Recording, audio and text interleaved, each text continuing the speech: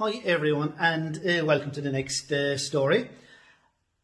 Genuinely say thanks to everybody who has been contacting me after especially the last story, the Argus one. We've had a good old laugh, and obviously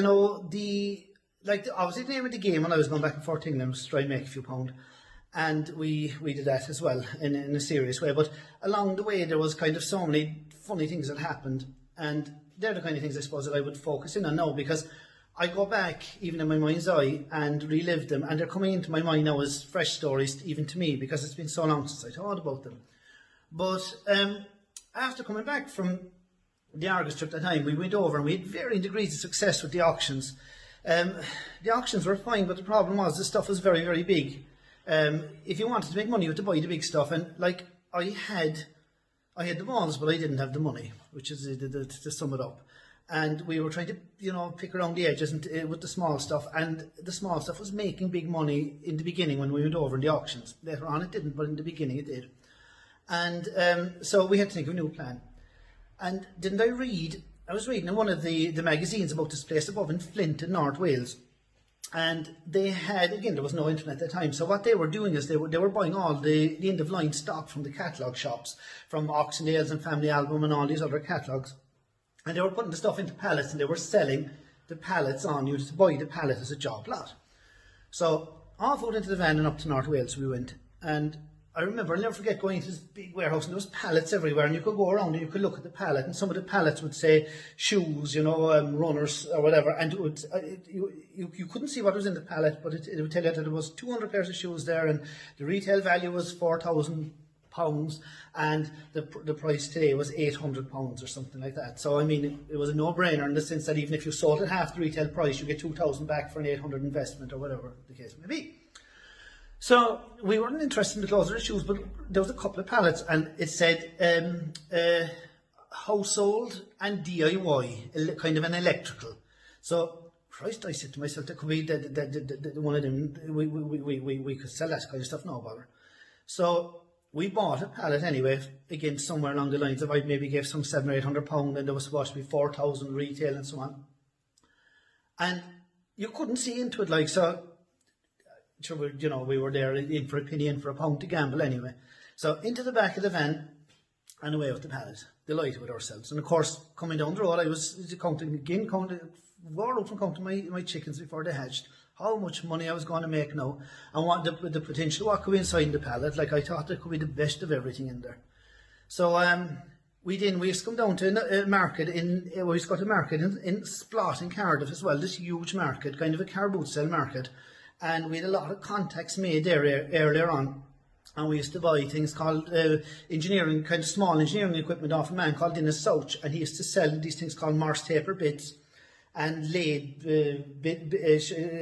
bits for lathes and chucks and all that kind of stuff, lathe tips. And so we used to buy an awful lot of kind of stuff off of him, because it was fine handy stuff. You put an awful lot of it into a fish box, and there was a good profit margin in it. I think I was buying Morse taper bits off him for £2 and selling them for £8, and that was when the pound and the punt and the sterling were nearly par. And then off another fellow was buying a car polish, right good quality car polish, and kind of different things like that. So I had convinced myself anyway that the way forward was the small stuff. So we came home anyway, and we took the pallet out of the van, and I'll never ever forget it. We started opening the pallet, and like in the beginning it wasn't too bad, because there was these old small hydraulic jacks and bottle jacks and stuff that you use for that we could sell, like, and there was cheap sets, old spanners and stuff, not ideal, but I said we'd do something with them. And the next thing anyway we came on was there was old Walkmans, the old Walkmans with the tape decks and stuff. Not what I wanted at all, but I said we'd deal with it, no cheap radios and that kind of stuff.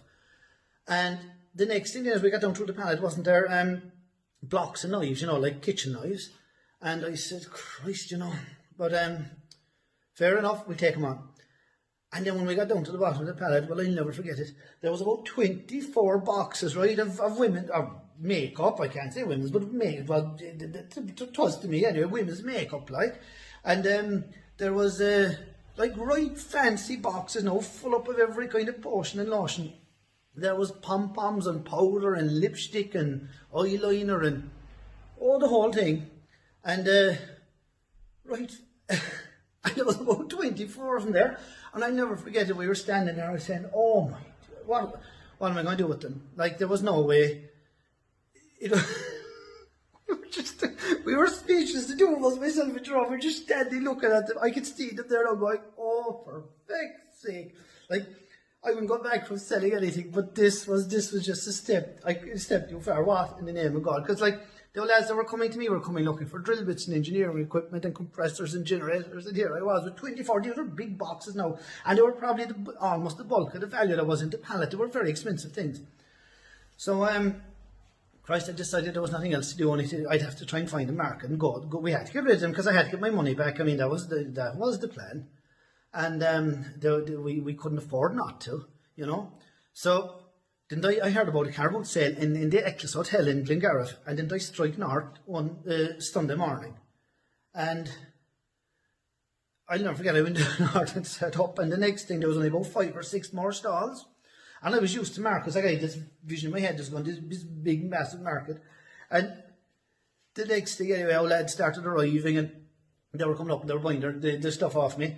And they were still looking at the makeup, and I mean, it was priceless.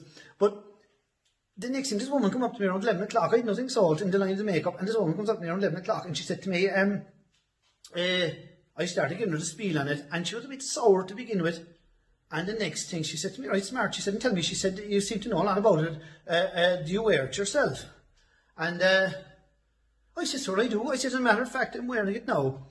I said, can't you see? I said, it's very subtle. And she was looking at me, and I said, it's very subtle. I said, but it's bringing out all the finer points of my face. And in fairness, she looked at me and she got right, she started laughing. And we kind of became good old friends after that. And she bought a couple of sets of it. And after that, I wasn't afraid of it anymore. I started selling it. You know, the couples were coming up, and the man might be looking at the March Taper bits or whatever else. And the next thing, it kind of worked. It complemented the stall because I was selling the makeup then to the partners and stuff. And it took me 2 or 3 goes. I went north to the Eccles about 2 or 3 times on around the 3rd trip. Didn't I sell all the makeup? And I used to really enjoy those markets. I went over there for months on end, and I never did the fair day in Bantry, but I used to do the Sunday. And because when the fair day began, I'd be fixing old cars and stuff. And I really enjoyed the markets and the banter and the people that were over there. We had great old fun afterwards. And but I'll never forget the makeup. And you know what it did? It gave me a huge false confidence, because I was in a market soon afterwards, or in an auction, maybe soon after that. It was the height of the summer, and wasn't there a pallet of snow chains in the auction? And what in the name of God did I do? But didn't I buy the snow chains? Imagine that, they weren't in boxes now. And of course I thought to myself, if I could sell makeup, I'd sell anything. Home I came with my snow chains anyway, and never to this day, I never sold one anyway. Never, I don't know where they went for a finish. And I took them to the markets and everything, and people used to be laughing at me and they didn't know what. But I'll never forget it. But about 4 or 5 years ago, there was a very bad snow here in Ireland, and you know, I thought to myself, you know, that you shouldn't, and I just like to put this out there, like that you should have bought the snow chains when you had the chance, because you never know, and they come in handy, like. But after that, we went back to Flint once more after that, and I bought another pallet of stuff. There was no makeup in the second pallet. Do you know what flew over the blocks, the blocks of knives? I sold them, they sold like hot buns back then, because that old stuff wasn't around here, like, or hard to get. But I bought one more pallet in Flint down the line, and then we decided no, that was definitely not the way forward. So we were going to go from pillar to post and trying to make this work and find that to work. And the big thing was just trying to get our money back and go back and play the game again and see could we make a breakthrough. Which did happen down the line, definitely.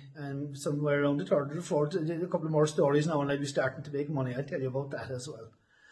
But that's kind of my offering for today, and I'll never forget it.